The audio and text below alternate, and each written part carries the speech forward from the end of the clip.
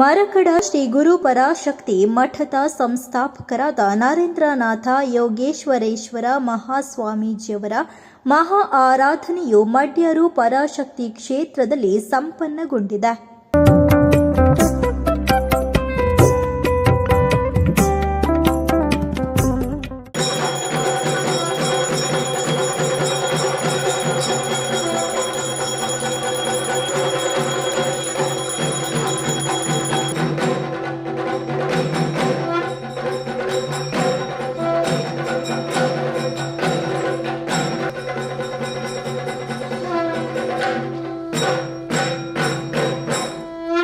ಇದೇ ವೇಳೆ ಮಹಾಸ್ವಾಮೀಜಿಯವರ ಮಹಾ ಆರಾಧನೆಯ ಸಂದರ್ಭದಲ್ಲಿ ದೀಪ ಪ್ರಜ್ವಲನೆಗೈದು ಪುಷ್ಪ ನಮನದೊಂದಿಗೆ ನುಡಿ ನಮನ ಸಲ್ಲಿಸಲಾಯಿತು.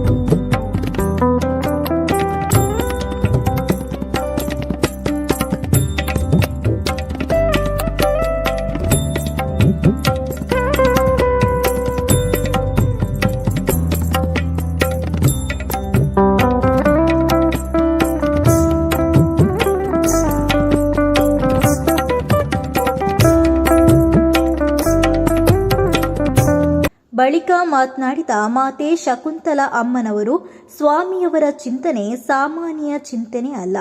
ಇಂತಹ ಭವ್ಯ ಚಿಂತನ ಬರೇ ಮನುಜ ಮಾತ್ರನಿಂದ ಸಾಧ್ಯವಿಲ್ಲ. ಅವರೇ ಆದಂತೆ ಮಾಯಾತೀತನೋರ್ವ ಮಾಯೆಯೊಳಗೆ ಬಂದು ಉದ್ಧರಿಸುವ ಚಿಂತನ. ಹೇಳುವವನೋರ್ವ ಜೀವಜಾಲಗಳ ಹೊರಗೆ ನಿಂತು ಹೇಳಿದ. ಕೇಳುಗನಿಗೆ ಅದು ಅರ್ಥವೇ ಆಗಲಿಲ್ಲ. ಅದರ ಮುಂದೆ ಜನಾಂಗವೊಂದು ಬರಲಿದೆ. ಭರಿಸುವೆನಾ, ಅವರು ಅರ್ಥೈಸಿಕೊಳ್ಳುವರು ಎಂದು ಪೂಜ್ಯರು ನೀಡಿದ ನುಡಿಗಳು ಅದು ದೇವ ನುಡಿಗಳು. ಅದನ್ನು ಅರ್ಥೈಸಿಕೊಳ್ಳುವುದು ಸುಲಭ ಅಲ್ಲ. ಒಂದೊಂದು ಶಬ್ದಗಳು ಒಂದೊಂದು ತತ್ವ ಎಂದು ಬಣ್ಣಿಸಿದ್ದಾರೆ. 1994ರಲ್ಲಿ ನಮ್ಮ ಜೀವನ ಚಿಂತನವೇ ಬದಲಾಯಿತು. ಅಂದರೆ ಕೊಂಚ ಕಠಿಣತೆಯ ಅನುಭವಿಸಿದೆ. ಅಲ್ಲೂ ನೊಂದೆವು ಬೆಂದೆವು ಎಲ್ಲವೂ. ಆದರೂ ಮಹಾಶಕ್ತಿ ಒಂದು ಮಹಾರಾಶಿಯಲ್ಲಿ ಅಂದಂತೆ ಒಳಗಿದ್ದುದು ಎದ್ದುದು ಅಂದರು. ನಮಗದು ಅರ್ಥವೇ ಆಗಿರಲಿಲ್ಲ. ಯಾಕಂದರೆ ಬಂದು ಹೊಸ ನುಡಿಗಳ ಮಾತನಾಡುವಾಗ ಇದ್ಯಾವುದು ಇಂತಹ ಚಿಂತನದಲ್ಲಿ ಎಲ್ಲೂ ಇಲ್ಲದ, ಜಗತ್ತಲ್ಲೇ ಕೇಳಿದ ಕೂಡ, ಜಗತ್ತಿನಲ್ಲೆಲ್ಲೂ ಹುಡುಕಿದರೂ ಕೂಡ ಇಂತಹ ಒಂದು ಚಿಂತನ ಬಂದೇ ಇಲ್ಲ. ಹುಡುಕಾಡಿದೆವು, ಯಾರಿಗಾದರೂ ಇಂಥ ಆಗಿದೆಯೇ ಇಲ್ಲ, ಎಲ್ಲೂ ಇಲ್ಲ. ಆದರೆ ಬರುವ ಹೊತ್ತೊಳಗೆ ಕೊಂಚ ನೋವು ಪಡಕೊಳ್ಳಬೇಕಾಯಿತು. ಇದು ಶಕ್ತಿ ಚಿಂತನ. ಬರೇ ಮನುಜನಾಗಿ ಅಥವಾ ವ್ಯಕ್ತಿಯಾಗಿ ಮಾಡುವಂತಹ ಚಿಂತನ. ಇಲ್ಲಿ ಬಂದುದು ವ್ಯಕ್ತಿ ಶಕ್ತಿಗಳ ಚಿಂತನ. ವ್ಯಕ್ತಿಯಾಗಿ ನಾನು ಎಲ್ಲರನ್ನ ಬರಸೆಳೆದು ಹೇಳಬಹುದು, ಪ್ರೀತಿ ಮಾಡಬಹುದು, ಎಲ್ಲವೂ ಹೌದು. ಆದರೆ ಶಕ್ತಿ ಅದು ಬೇರೆ. ಅದು ಬಯಸಿದಂತೆ ನಾವು ಮಾಡಬೇಕು ಹೊರತು ವ್ಯಕ್ತಿ ಯಾರೋ ಒಬ್ಬರು ಹೇಳಿದರು ಎಂದು ನಾವು ಮಾಡಲಾಗುವುದಿಲ್ಲ. ಯಾವುದೇ ಚಿಂತನೆಗಳನ್ನು ಇಲ್ಲಿ ಅದೇ ವ್ಯತ್ಯಾಸ. ನಾವು ಸಾಮಾಜಿಕ ಬದುಕಿನಲ್ಲಿ ಈ ವ್ಯತ್ಯಾಸವ ಕಂಡೆವು, ಬಹಳಷ್ಟು ಕಂಡೆವು, ಬಹಳಷ್ಟು ನೊಂದೆವು. ಅದರಲ್ಲೂ ಕೂಡ ನಮಗೆ ಕೊಟ್ಟುದು ತಾಯಿ ಬೇರೆಯೇ ಚಿಂತನೆಗಳ. ಬದುಕೇ ಇಲ್ಲದ ಹೊತ್ತೊಳಗೆ ಏನು ಮಾಡುವುದೆಂದು ಅಂದಾಗಲೂ ಕೂಡ ಅವಳಂದ ಮಾತು ತಾಯಿಯಾಗಿ ವ್ಯಾಘ್ರ ಚಾಮುಂಡೇಶ್ವರಿಯೇ ಆಗಿ ಬಂದು ನಮ್ಮನ್ನು ಅಪ್ಪಿಕೊಂಡಳೋ ಏನೋ. ಮಹಾಸ್ವಾಮಿಗೂ ಅಂತದೆ. ನಾವಂದೆವು ಕಾಲ ಭೈರವೇಶ್ವರ ಸ್ವಾಮಿಯೇ. ಇದು ಮತ್ತಷ್ಟು ವರುಷಗಳೇ ಹೋದಾಗ ತಿಳಿಯಿತು, ಇದು ಮಾಯಾತೀತನೋರ್ವ ಮಾಯೆಯೊಳಗೆ ಬಂದು ನಮ್ಮನ್ನು ಉದ್ಧರಿಸುವ ಚಿಂತನ. ಅರ್ಥವಾಗದು. ಯಾಕಂದರೆ ಅವರೇ ಅಂದಂತೆ ಹೇಳುವವನೋರ್ವ ಜೀವಜಾಲವೊಂದ ಹೊರಗೆ ನಿಂತು ಹೇಳಿದ. ಕೇಳುಗನಿಗೆ ಇದು ಅರ್ಥವೇ ಆಗಿಲ್ಲ ಅನ್ನವು. ಆದರೆ ಈ ಅರ್ಥವಾಗಿಸುವಿಕೆ ಅರ್ಥವಾಗಲೇಬೇಕು ಅಂಥವರ ಭರಿಸುವೆ ಅಂದರು. ಬರಲಿದೆ ಮುಂದಿನ ಜನಾಂಗವೇ ಭರಿಸುವೆ ನಾ ಅಂದರು. ಇದೆಲ್ಲವೂ ಬರೆಯ ಮಾತುಗಳಲ್ಲ. ಯಾವ ಮಾತುಗಳ ಅಂದರು ಅದೆಲ್ಲವೂ ದೇವ ನುಡಿಗಳು. ಇಂದು ಅದೇ ನಮಗೆಲ್ಲರಿಗೂ ಗೊತ್ತಾಗುತ್ತಿದೆ ದೇವ ನುಡಿಗಳೆಂದರೆ ಏನೆಂದು.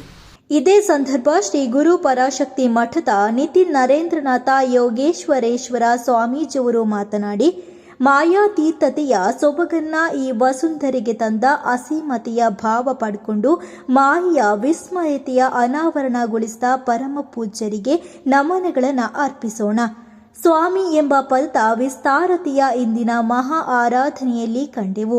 ಅವರವರ ಜೈತ್ರ ಯಾತ್ರೆಯಲ್ಲಿ ತಾನು ಯಾತ್ರಿಕನಾಗಿ ಪಯಣದಲ್ಲಿ ಭಾಗಿಯಾಗಿ ನೋವು ನಲಿವುಗಳಿಗೆ ಎಲ್ಲದಕ್ಕೂ ಔದೆಂದನು ಸ್ವಾಮಿ ಅಂತ ಹೇಳಿದ್ದಾರೆ. ಮಾಯಾತೀತನಾದವನೋರ್ವ, ಮಾಯೆಗೆ ಅತೀತನಾದವನೋರ್ವ ಮಾಯೆಯೊಳಗೆ ಬಂದು ಮಾಯೆಯ ವಿಸ್ಮಯತೆಯ ಅನಾವರಣಗೊಳಿಸಿದ ತಾಣವಿದು ಕ್ಷೇತ್ರ. ಈ ಅನಾವರಣ ಪ್ರತಿಯೊಂದು ಜೀವರಾಶಿಯಲ್ಲೂ ಪ್ರತಿಯೋರ್ವರಲ್ಲೂ ಆತ್ಮ ಸಂಕೀರ್ಣತೆಗಳು ಅಂದೆನಾ, ಸ್ವಾಮಿ ಅಂದೆನಾ.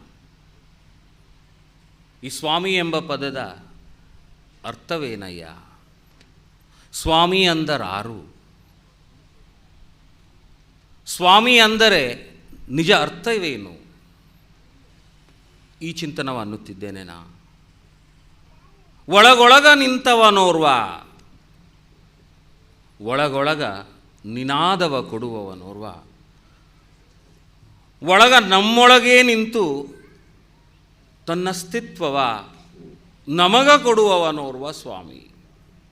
ಒಳಗೊಳಗ ನಿಂತು ನಮ್ಮನ್ನೇ ಶುದ್ಧೀಕರಿಸಿದ ನಮ್ಮ ಆತ್ಮ ಸಖನನ್ನಲೇನಾ, ತಂದೆ ಅನ್ನಲೇನಾ, ಆತ್ಮಸಖ ಅನ್ನಲೇ, ಆತ್ಮಜನ್ ಅಂದರು. ಇಲ್ಲಿ ನಮ್ಮೊಳಗೆ ಬರಬೇಕಾದಂಥ ಆ ಪರಮಾತ್ಮನ ಭಾವವನ್ನುತ್ತಿದ್ದೇನೆ ನಾ. ಒಳಗೊಳಗ ಸೇರುವಂಥ ಭಾವ. ಈ ಭಾವವ ಪಡ್ಕೊಂಡು ಅವರಂದರು ತಾಯಿ ಎಂಬ ಭಾವ ಅಥವಾ ಅಮೂಲ ವಿಭುವನ್ನುವ ಭಾವ ಅಥವಾ ಏನೇನೋ ಕರೆದೆವು, ಇವನ ದಕ್ಷಿಣಾಮೂರ್ತಿ ಅಂದೆವು. ಮೂರ್ತತೆಯೊಳಗೆ ಬಂದವನೋರ್ವ ದಕ್ಷಿಣಾಮೂರ್ತಿಯಾದ ಗುರುವೇ ಸರ್ವಲೋಕಾನಾಂ ಅಂದೆವು ನಾವು. ಅವರವರ ಭಾವಗಳಲ್ಲಿ ಸ್ಪಂದಿಸಿದವನೋರ್ವ, ಅವರವರ ಜೈತ್ರೆ ಯಾತ್ರೆಗಳೊಳಗ ತಾನೂ ಓರ್ವ ಯಾತ್ರಿಕನಾಗಿ ನಿಮ್ಮ ಪಯಣವ ಅವನ ಪಯಣವಾಗಿಸಿದವನೋರ್ವ. ಪಯಣ ಅಂದಾಗ ನೋವು ನಲಿವಿನಲ್ಲೂ ಆಶೆ ಆಕಾಂಕ್ಷೆಗಳಲ್ಲೂ ಅಥವಾ ಆಸೆ ಇರದ ಅರಹಿತತೆಯ ಭಾವದೊಳಗೂ ಎಲ್ಲವೂ ಆದವನೋರ್ವ, ಎಲ್ಲದಕ್ಕೂ ಅಹುದಂದವನೋರ್ವ ಅವ ಸ್ವಾಮಿ. ಮಾಣಿಲದ ಶ್ರೀಧಾಮದ ಮೋಹನದಾಸ ಪರಮಹಂಸ ಸ್ವಾಮೀಜಿಯವರು ಮಾತಾಡಿ, ಮರಕಡ ಶ್ರೀಗಳ ಆದರಣೀಯತೆ, ಮನುಷ್ಯ ಪ್ರೀತಿ ನಿಜಕ್ಕೂ ಅನುಕರಣೀಯ. ಸದಾ ನಮ್ಮ ಹೃದಯದಲ್ಲಿ ಅವರು ನೆಲೆ ನಿಂತಿದ್ದಾರೆ.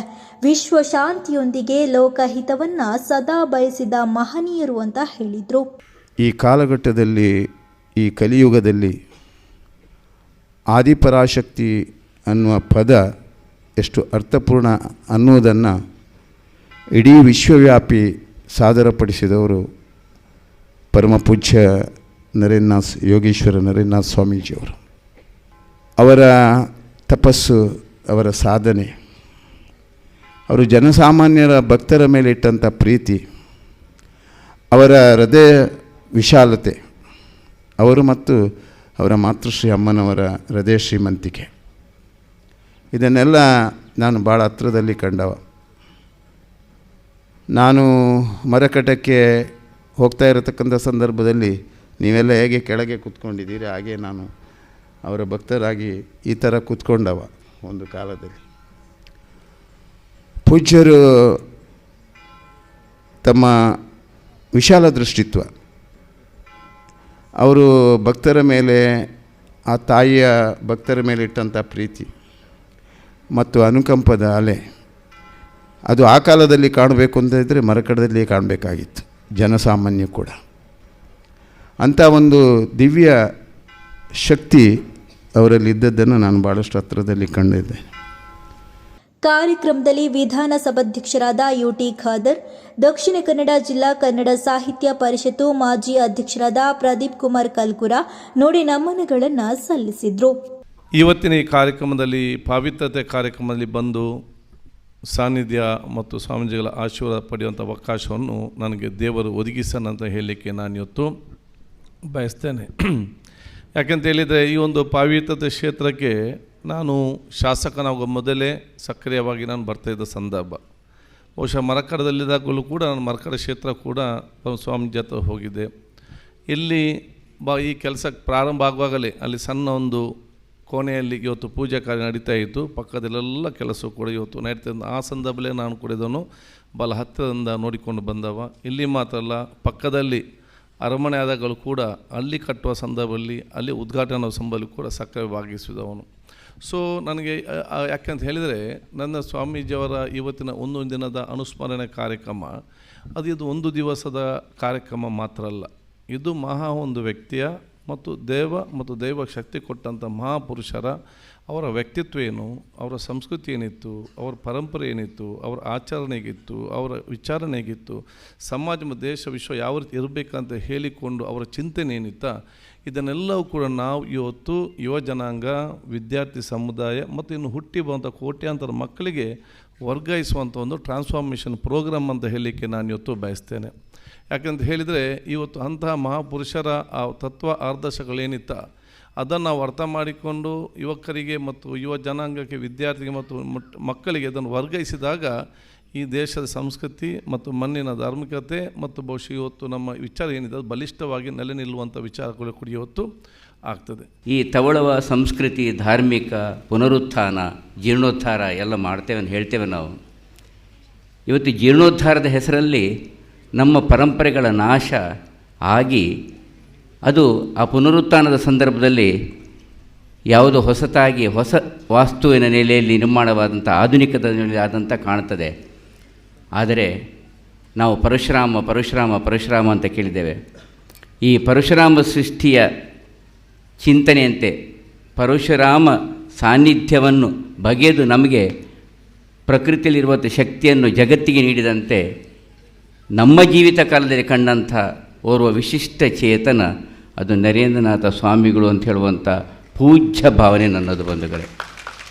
ರಾಮಕ್ಷತ್ರಿಯ ಸಮಾಜದ ಕುಲ ಪುರೋಹಿತರಾದ ವಿದ್ವಾನ್ ಸತ್ಯಕೃಷ್ಣ ಭಟ್, ಮಾಜಿ ಸಚಿವರಾದ ಜೆ ಕೃಷ್ಣ ಪಾಲೇಮರ್, ಮಾಜಿ ಮೇಯರಾದ ಶಶಿಧರ್ ಹೆಗ್ಡೆ, ಪುತ್ತಿಲ ಪ್ರತಿಷ್ಠಾನದ ಅಧ್ಯಕ್ಷರಾದ ಅರುಣ್ ಕುಮಾರ್ ಪುತ್ತಿಲ, ಮಹಾಸ್ವಾಮಿಯವರ ಪುತ್ರಿಯರಾದ ಶೀತಲ್ ಕೋಟೆಕರ್, ಕಾವ್ಯ ಕೋಟೆಕರ್, ಅಳಿಯಂದಿರಾದ ವಿಶಾಲ್ ರಾವ್, ಸನತ್ ಕೋಟೆ ಸೇರಿದಂತೆ ಹಲವರು ಕಾರ್ಯಕ್ರಮದಲ್ಲಿ ಭಾಗಿಯಾಗಿದ್ದಾರೆ.